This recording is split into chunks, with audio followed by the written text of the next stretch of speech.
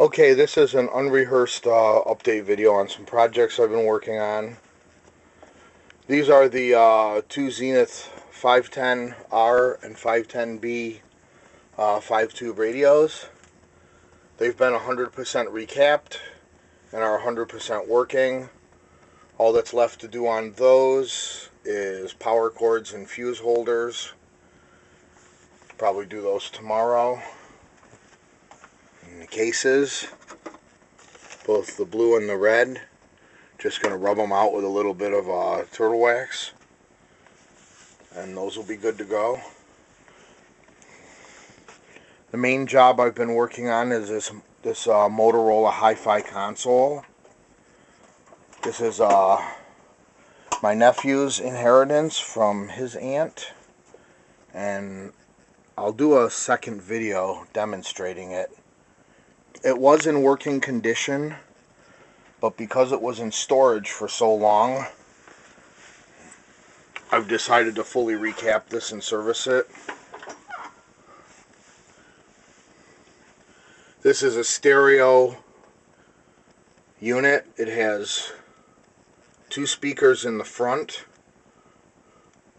and then it has a second speaker that fires out of the bottom.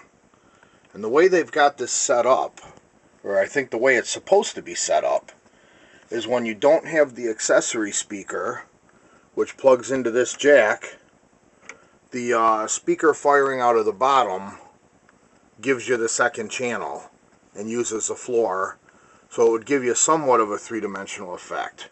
Except this was wired wrong.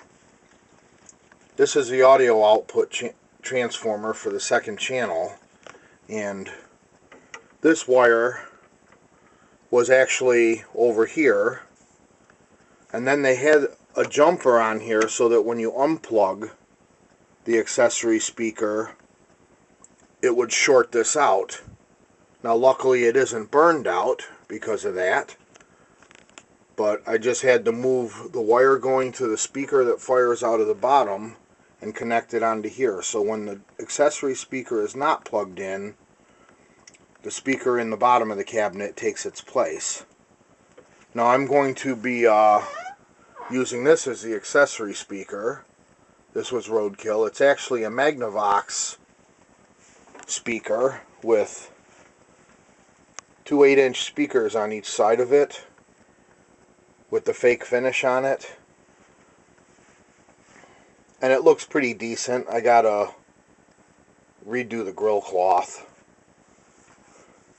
And I'll do it in a grill cloth to match this.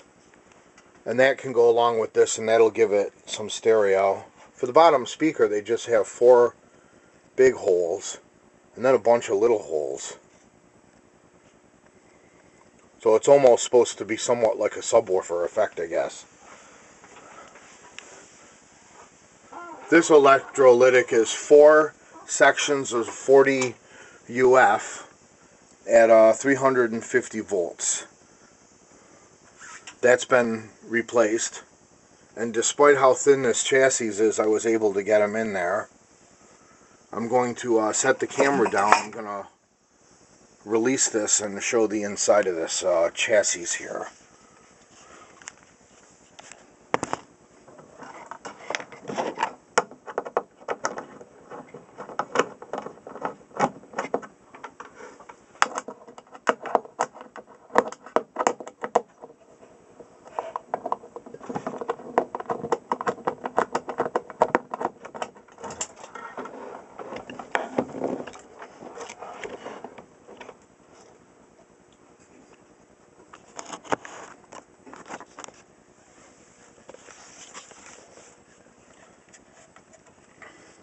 I got 4 Sprague Adams, 40 UF at 500, 2 sitting here and 2 sitting up here. It worked out great because the chassis is the ground for the capacitor, so I could ground them anywhere I wanted. I just had to heat shrink and bring them over close to where the original capacitor was tied in. So this was actually quite a simple And the one capacitor just picks up the end of these two resistor blocks and nothing else. And then the other capacitor picks up the other end of the resistor block and this other resistor. I got a paper cap here I still have to change, which is a 50 UF at 10 volts DC.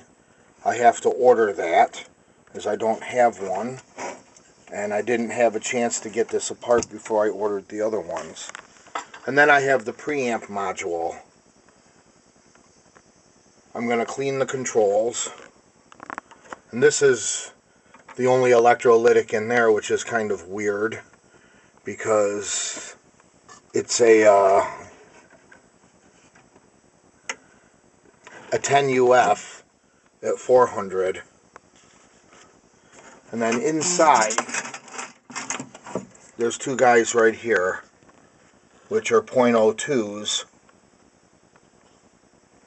at 200 volts. Goodall brand.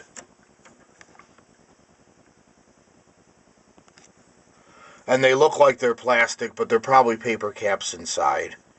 So I just as well change them. There's a bunch of other components that, there's these flat wafer things. Hopefully they won't go bad because they look like they're multiple section caps probably, and probably really a nuisance. I don't bother with the disc caps either. This thing is in perfect operating condition just as it sits, without recapping it. I'm doing the recapping to prevent, a danger in the future. And this is going to get a new power cord and a fuse as well, so that if something does go bad. The transformer is big enough for a TV.